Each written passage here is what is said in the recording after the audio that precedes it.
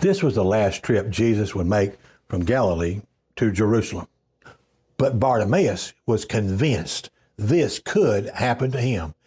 He didn't know it, but this would be the greatest day in his life. The unlikely was about to happen. Saying, "You're not worthy of his attention," or "Jesus doesn't notice your kind," he can make tremendous changes in you too. You're watching Timeless Talks, timeless subjects, information for life. This was the last trip Jesus would make from Galilee to Jerusalem. He knew what was going to happen when he got there. "Behold, we are going up to Jerusalem, and the Son of Man will be delivered to the chief priests and scribes. They will condemn him to death and hand him over to the Gentiles.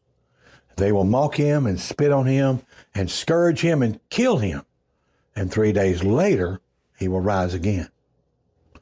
Jesus has left Capernaum, his base in Galilee, and crossed over the Jordan River.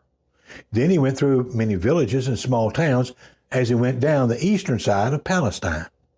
Then he turned and crossed back over the Jordan as he approached Jericho. Jericho is a noteworthy city.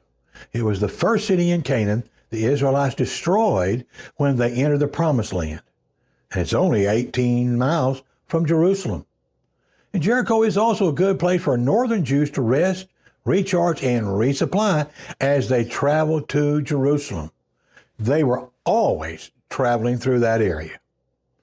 Mark's gospel does not mention Zacchaeus, but Luke does. The story of the wee little man up in the tree was here in Jericho. We have a good video on it.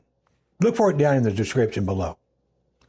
Jesus is about a day's walk from Jerusalem. When he gets there, he will make his triumphant entry into Jerusalem and begin what we know as the Passion Week.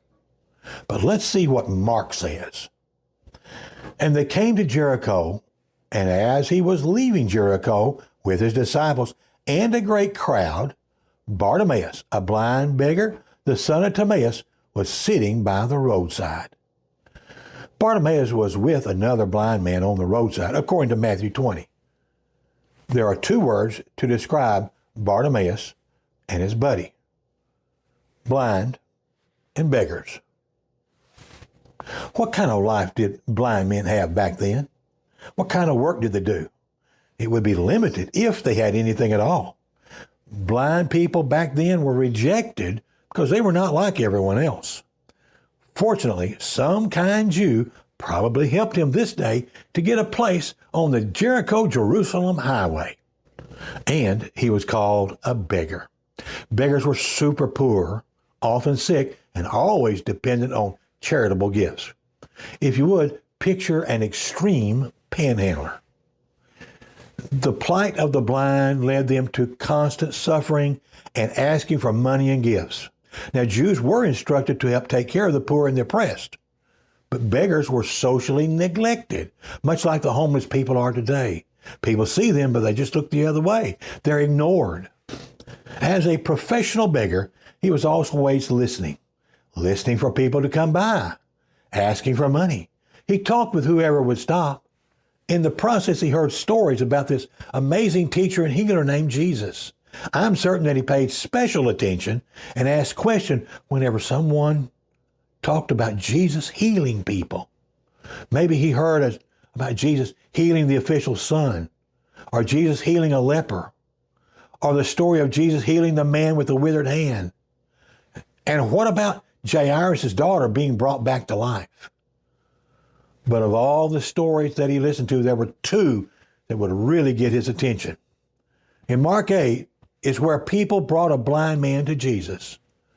Jesus took him out of the village, spit on his eyes, laid his hands on him twice, and he could see clearly. The other story he may have paid special attention to is found in Matthew 9. As they passed by on from there, two blind men followed him, crying aloud, "Have mercy on us, Son of David." When he entered the house, the blind men came to him, and Jesus said to them, "Do you believe that I am able to do this?" They said to him, "Yes, Lord." Then he touched their eyes, saying, "According to your faith, be it done to you." And their eyes were opened, and Jesus sternly warned them, "See to it that no one knows about it." All these miracles were instantaneous, things that were far beyond even the possibility. But Bartimaeus was convinced this could happen to him. He could see himself being healed by Jesus. He could see it in his mind as though it were real. But what are the chances that such a famous man, such a powerful healer, would ever walk by him? But on this day, Bartimaeus began to hear the noise of a large group of people coming down the road. They were noisy with all the talking and laughter.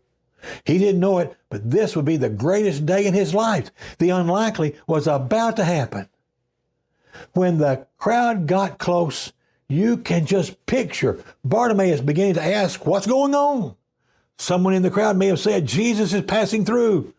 And it was Jesus and his disciples, plus a large crowd. Jesus is on his way to Jerusalem. The most powerful healer in all of human history is passing Bartimaeus and his buddy. His dream of meeting such a powerful healer, his one hope of seeing again, was actually walking by. What did Bartimaeus do to get Jesus' attention? He began yelling, "Jesus, Son of David, have mercy on me." And he said it again and again and again. But the crowd, who thought so little of beggars, told Bartimaeus to hush. Can you see the sternness in their faces as they tell him to shut your mouth? Can't you hear that heartless crowd saying, "Don't bother the great teacher," saying, "You're not worthy of his attention," or "Jesus doesn't notice your kind"?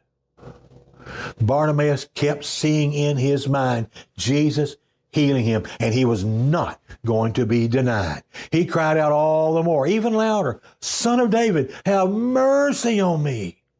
And Jesus heard him and stopped. Maybe Jesus listened to see if Bartimaeus was going to continue to ask for his help. But Jesus told the crowd, "Tell him to come on over here." That fickle crowd suddenly reversed what they were saying. They switched from being ugly to Bartimaeus to now telling him nice things. "It's your lucky day. Be happy. Hey, he's calling for you." Bartimaeus threw off that outer layer of clothes and made his way toward Jesus. How would a blind man, though, find Jesus in this large crowd? He may have asked, "Where is Jesus?" And someone may have pointed him in the general direction. But understand this, he got to Jesus. Jesus asked a simple but profound question. And Jesus said to him, "What do you want me to do for you?" He's asking, what act of mercy do you want? Bartimaeus said, "Rabbi, let me recover my sight." From his request, we know that sometime in his past he was able to see. He knew how beautiful springtime is. He may have seen how pretty the girls were. He remembers what it was like to be a productive citizen of Jericho. And he could still feel the pain of being a social reject. He said, "I want to regain my sight."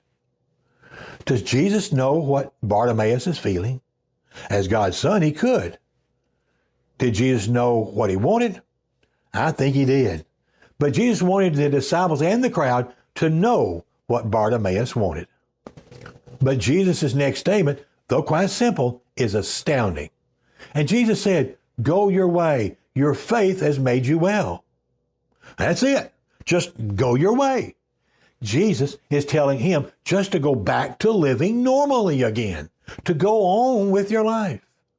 And Jesus proclaimed to everyone what was inside Bartimaeus' heart. He said, "Your faith has made you well." It was his faith. That picture that he had been seeing in his head was his faith. Not just a wishful dream, but something that was more than just a possibility. Bartimaeus knew, he knew Jesus is able. All the stories he had heard, there were so many that many of them had to be true. And he thought, he can heal me. That is faith. His faith prompted him to take sudden and immediate action. No hesitation, no delay. No one had to push him into doing something. Mark records, and immediately he recovered his sight and followed him on the way. An ecstatic Bartimaeus could see again. He wasn't stumbling over all the other people in the crowd. And he wasn't sitting on that roadside anymore. He began to live again. He followed Jesus down the road. Friend, I need to ask, what kind of life circumstance are you in? Does life feel impossible? Are you stuck in a job you hate and that hates you back? Do people dislike you or even hate you? Are you bullied, insulted, or teased constantly? Is everyone always arguing with you? Has your live-in girlfriend just told you that she's pregnant? Friend, I'm a bit amazed at you. You haven't figured out that what you're doing isn't working? No one has told you you're going the wrong way? Is this why life seems to keep failing you? Well, Jesus is able to change everything. He changed the life of Bartimaeus. He changed the life of the 5 broken marriage woman at the well. And what was it like for Nicodemus after he visited with Jesus? He can make tremendous changes in you too. But you will need the kind of faith that Bartimaeus had, one that pictures a changed life. But how do you get this level of faith? Well, Romans 10 says, so faith comes from hearing, and hearing through the word of Christ. Well, to help you get started right now, there are 2 things that can help you learn about this particular Jesus I've been telling you about. First, begin by watching a series of videos on timelesstalks.net. Second, contact us to get a free online Bible course that you can complete at your own pace. And if you need a Bible, just let us know. We'll get you one for free. Please use the links below to continue to learn more and grow your faith. We love you and want only the best for you. Thank you for watching. Until we can visit again, well, goodbye for now.